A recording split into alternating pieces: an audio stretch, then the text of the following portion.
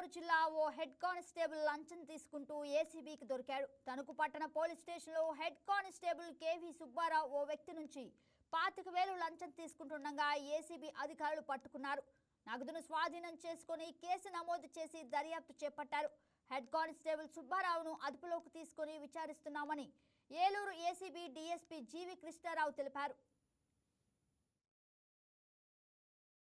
అది భీమవరం కలెక్టరేట్లో పిటిషన్ ఇచ్చారు. జక్కంశెట్టి మావుల్డేశ్వరరావు గారు మరియు నలుగురు తనకి ఏదో ఉద్యోగం ఇప్పిస్తారని, డబ్బులు తీసుకున్నారని, తనను మోసం చేశారని కంప్లైంట్ ఇచ్చారు.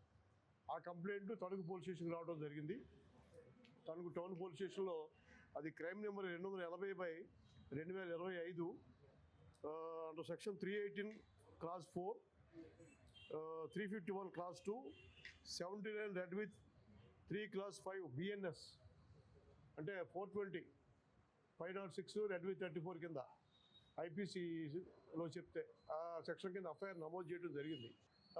ఇక్కడ రైటర్ సుబ్బారావు గారు సిఏ గారు చెప్తున్నారని చెప్పేసి నాన్ అవైలబుల్ సెక్షన్ కింద ఆర్డర్ చేసి మళ్ళీ అరెస్ట్ చేస్తాను అని సిఏ గారు చెప్పినట్లు సుబ్బారావు గారు ఈ మావుల్డేశ్వర గారికి ఈ నలుగురికి చెప్పినట్లు.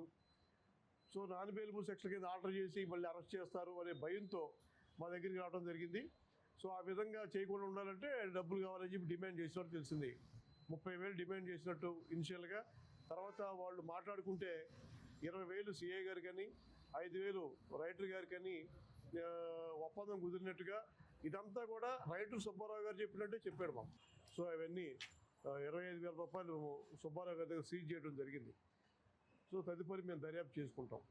ఎవరైనా సరే లంచం డిమాండ్ చేస్తే ప్రజలు ఎవరైనా కూడా ఏలూరు ఏసీబీ కార్యాలయానికి నిర్భయంగా మా కంప్లైంట్ చేసుకోవచ్చు. Please subscribe to YK TV Network. Please subscribe to YK TV. Please watch YK News.